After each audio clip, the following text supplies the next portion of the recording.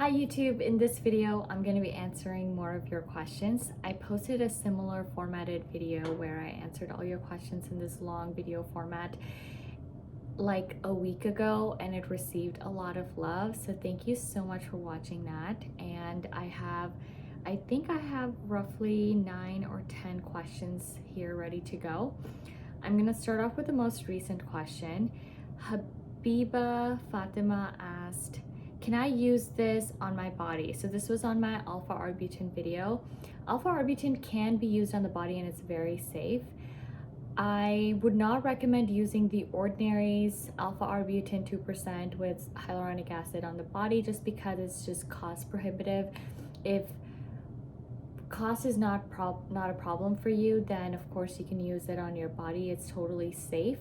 But if you live in India, I know there's a product out there that has 5% alpha arbutin with kojic acid.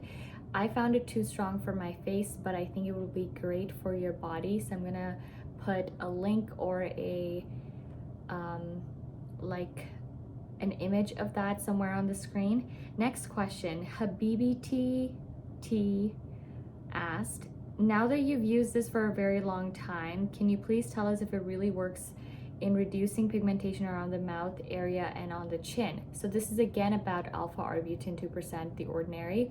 Yes, it does work to heal any hyperpigmentation, uneven skin on the chin or around the mouth. I have makeup on right now, so you can't really see the difference, but when I use it consistently, that is in the morning and at nights, and when I use this with tretinoin, other depigmenting agent, I find that not depigmenting, more like exfoliating to kind of speed up the uneven skin to slough off, it really works. Alpha arbutin just alone without using tretinoin or any other active ingredient also works, but I think it works faster when you use tretinoin. I think it works better when you use sunscreen. I believe this next question is also from Habibi T commented, did it work well for your pigmentation around the mouth? So yes, it did.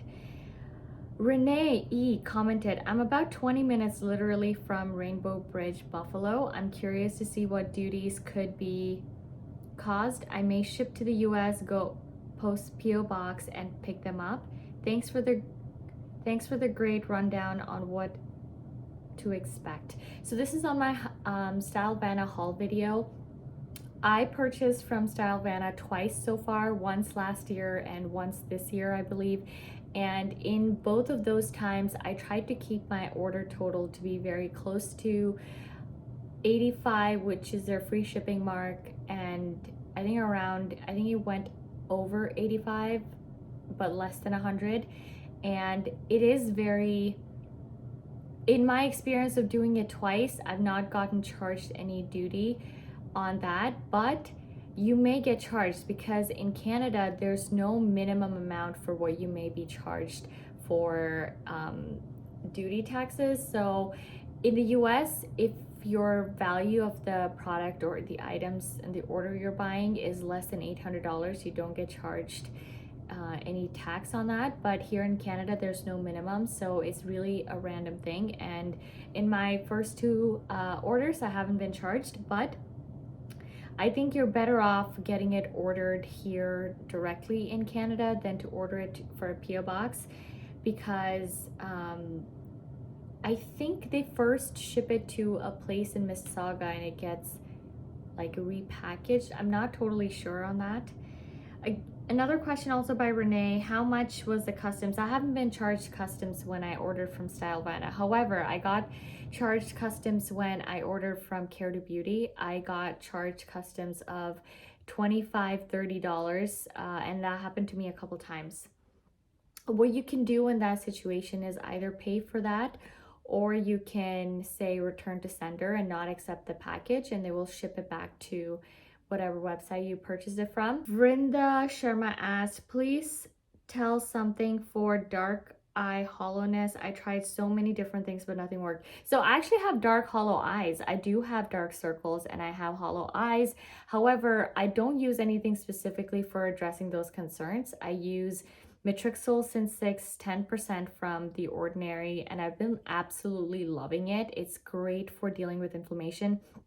I still have a tiny amount of sub-Q skin left, so I use that around my eyes. I also use 7% diluted uh, with Buffet with copper peptides. It's my own concoction that I've made. I've talked about this in other videos, so make sure you check those out. I use that around my eyes, but copper peptides have helped so much for my sensitive, irritation prone, redness prone skin. It has helped with the fine lines and wrinkles around my eyes, particularly on top of my eyelids. They've been very, like, I can see the difference over the years of how much it's improved. I gotta find these pictures of my eyes that I've taken over the years and do like a before and after. I have Sensitive Sister. She left a comment saying, love your new hairstyle, great informative video on my questions video. Thank you so much. I really appreciate your comment. Inga8 commented, I didn't understand what you sprayed on your face before peptide serum after face wash. So this is on a skincare routine video that I posted, I believe in December last year. And I used Bifidoferment Lysate. I bought this product from Stylevana. It's called One Thing, and they have, I believe it's 60, 96, or 97% Bifidoferment Lysate solution. And I like to transfer it into a spray bottle, spray my face, because I think Bifidoferment Lysate is one of the best anti-aging ingredients out there that is very compatible with very different skincare routines and skin types. It's a anti-inflammatory product. It helps with your skin barrier. It helps with antioxidant protection. It helps with encouraging DNA repair. So there's a lot of benefits out there. You can use it with tretinoin, you can use it with copper peptides, you can use it with vitamin C. There's just no restrictions on how and when to use Bifidoferment Lysate. Ryan Lee asked, can you share your hair care routine? Have you tried any Redken products? Thanks so much for this question. This is one of the only, or like the first comments on my questions video last week. And I don't do a ton for my hair, and that's why I cut my hair short. I do so much for my face that I just don't have that much time for my hair, but I struggle with dandruff, so I use an anti-dandruff shampoo, which is the one by Head and Shoulders. Previously, I used to use a 3% salicylic acid shampoo and conditioner, and I do love it. However, it's just more expensive for the quantity I get, and it's much more gentle, so you have to use that at least twice a week to really see a difference in improvement of your dandruff. I think I have pretty moderate levels of dandruff, and I use a Pantene conditioner. I use it's a wash off conditioner. Once my hair is so I use the Ordinary's hair density multi-peptide serum for my scalp, because I find that the anti-dandruff shampoos really leave my scalp feeling dry, like it feels kind of extra dry right after the shower. So I like to use this just on the scalp around my, like the tops of my head, and then I really like to massage that in. I also really like L'Oreal's Dream something conditioner. It's a leave-in conditioner. It smells really good. I love using that, and that way you can control how much to use. I personally really don't like the feeling of using a ton of conditioner because it makes my hair take forever to dry. And so that's all I do for my hair, and I'm now very consistent with the conditioners, and I try to keep it very simple just because I do so much for my hair and my face and my body that there's not a lot of time left for hair care. Next question is by Leah Lewis. She said she's new to Canada, found your channel. Where can I buy this? This is for the TCA Peel. Unfortunately, TCA is not sold over the counter or on any website in Canada that I know. I purchased this from Dermalore, which is a company in the US. They sell, I believe, TCA peels ranging from 10 to 35%, and they're very good at their product formulation. They have a lot of informative resources on their website. Because I am a person of color, I believe my Fitzpatrick is either 4 or 5. I don't feel comfortable using any higher percentage. I used the 15% in this video. I think using one layer of 15% at home has been very manageable. I've done it twice so far. I have my next peel for next Friday.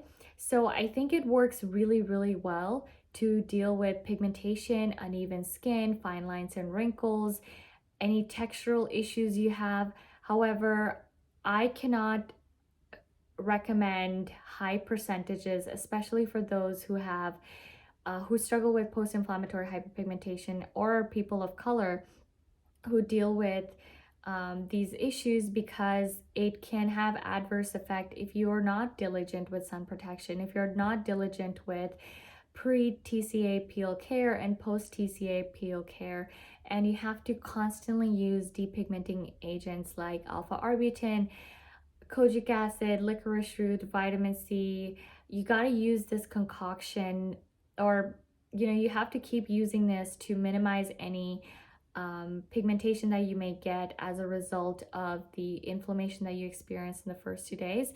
The first layer, I've used TCA peel as just like just one layer, and it's worked really well for me.